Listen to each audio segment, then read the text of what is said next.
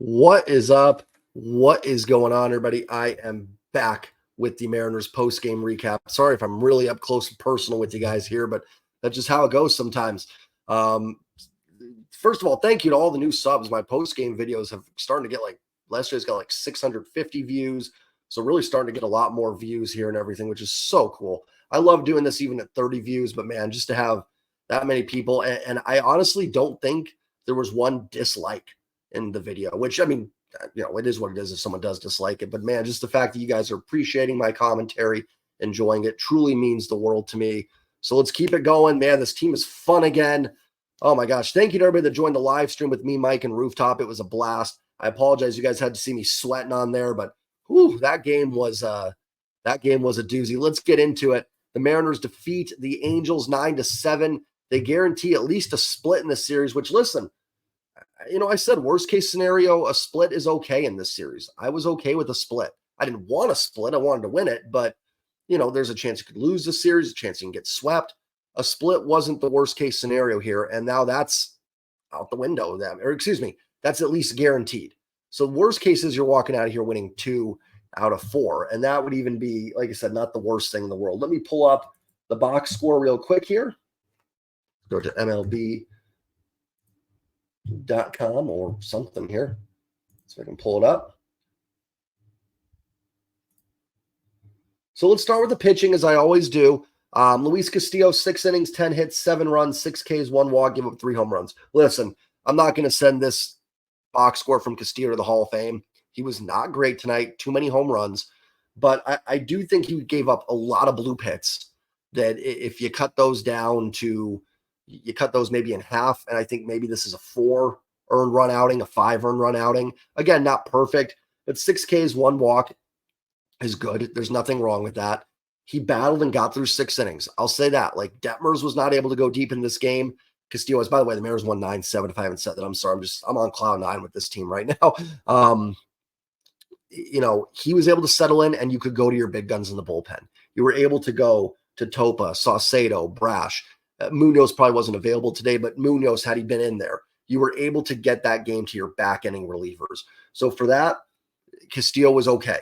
Like, again, he was not great today. This was not an amazing start, but it was enough. And I think, I wonder if the balls were juiced tonight, because it was flying out of the park there today.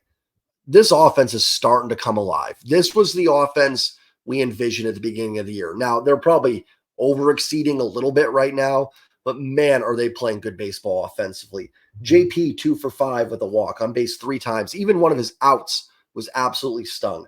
Fantastic game today for Julio. 2 for 3, home run, 2 RBIs, 2 walks, and a ringing double, which got them the go-ahead run in the 8th inning.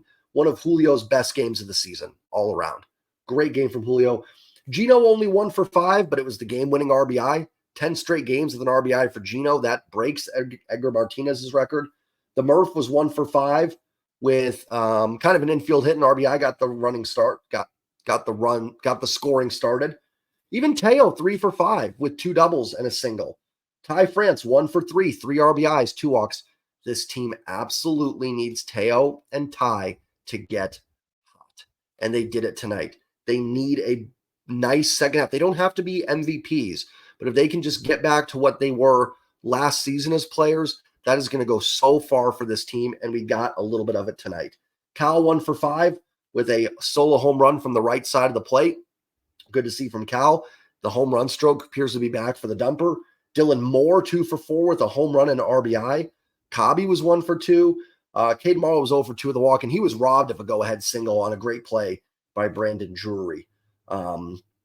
They were able to knock Reed Detmers out after 4 innings. They got into the bullpen. Yes, the Mariners did have their, I think it was the 6th inning where they loaded up the bases with nobody out. Was it the 6th? Let me pull it up here. Yeah, it was the 6th inning. They got bases loaded, nobody out. Yes, they didn't score, but I cannot be mad at the offense in a night when they put up 9 runs. I can't do it. I cannot be upset at this offense for scoring 9. Yeah, that was frustrating. They didn't score with the bases loaded, nobody out, but they made up for it. My frustrations in the past has been they're not making up for it on certain times. They're leaving those bases loaded and not doing anything else. Now they are. Now they're working around it. How about the bullpen? Topa with an easy 7th. I thought Saucedo looked really good in the 8th outside of Hunter Renfroe, and that's a tough at-bat for Saucedo, a left-hander facing Hunter Renfroe. And how about Matt Brash in the 9th? And I want to say, I thought Matt Brash was absolutely fine today. Grichuk hit a pop-up. There's nothing you can do on that. It fell into no man's land. That thing probably had an exit velo of 50, and it was a shallow pop-up. If that's what pitchers are inducing, you're going to get outs more often than not. Walked Rengifo. That wasn't great. Rengifo has always been a pest against the Mariners. And then Shohei Ohtani comes up. My heart is down in my feet at this point. Strikes out Ohtani on 3 pitches, strikes out Crone, and gets Moustakas, a dangerous lefty who hit a home run tonight and hit a fly ball off Topa that didn't miss by much in the 7th inning, and got him to pop out shallow to Cade Marlowe. So a great 9th inning for Matt Brash. Guys, this bullpen has not missed a beat without Paul Sewald. I'm not saying that to be, I'm not saying they don't miss Paul. Paul is a fantastic relief pitcher. The bullpen, the current bullpen is better if you put Paul Sewald in it. However, I do think there's a case that the roster is better than it was before the trade. I think you've got some nice outfield depth. I think like I said, I think people are going to like Canzone. I do think Rojas is going to eventually kind of get it going as well. And Jerry even talked that Bliss could be up at the end of this season in September, possibly. So if Rojas and Caballero continue to struggle, maybe he's a guy that comes up in September and could be the bat for you to take over second base. You never know. There's a reason. And listen, things can still go awry. This is not. There's a lot of baseball left, but they've played 5 games since the trade. They're 4-1. I didn't panic. There were people making videos saying that this team doesn't care. Jerry and Justin punted this season, that it was just, how dare they not do anything? Trading Paul was awful, and then they didn't buy. I want to be clear. I thought they could have done a little bit more at the deadline. I'm not sitting here saying I said everything was perfect, that they did. I thought they could have gotten maybe another reliever to help bridge the gap, maybe another outfielder. But, they did have an outfielder. They got Canzone. They got an infielder to replace Colton Wong. They got Rojas. They added Trent Thornton to the bullpen. Now, is he going to be as good as Paul? No, you're not going to go get a reliever as good as Paul Sewald. That's just not out there unless you keep Paul. But they did go get a reliever that so far has looked pretty good for them. The other guys have stepped up. Brash and Munoz are electric. They can handle late inning tough situations. Topa's solid. Do I think Topa's amazing? No, but I think he can get you outs. Saucedo and Spire are decent lefties. These guys can get outs in crucial spots. So there's a reason I just didn't hit a panic button in my videos after the trade deadline. And I'm not trying to sit here and say, oh, see, I'm right. They could fall flat on their face the rest of the way. I don't know. But it's just when you get into the mindset of like, this is awful, this is terrible, and how dare they leave not do anything. And just sometimes you need to take a deep breath and say, let's take a look at what's out there, and let's take a look at how much it would have actually helped, over the course of the season. One thing I've been saying for months is the best addition this team can make is the current roster playing better. Julio doing what Julio did tonight. Teo doing what Teo did tonight. Ty doing what Ty did tonight. Dylan Moore is heated up. How about Cade Marlowe? Him coming up and being solid. That is the most important addition this team can make, and they're doing it. The bullpen stepping out without Paul, they're doing it. So, I was okay with what they did. I'll stop harping on it. You guys can tell me to shut up about it. I bring it up in every post-game video. But, it is what it is. I'm going to go ahead and get out of here, guys.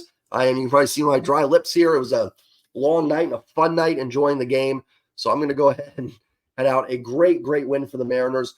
This series is in their hands now. Now they've got a chance with George Kirby on the mound. They've got the pitching advantage tomorrow with Kirby versus Anderson. Sunday, you've got Miller versus Solset. I'm not too familiar with Solset, so I can't speak on that game.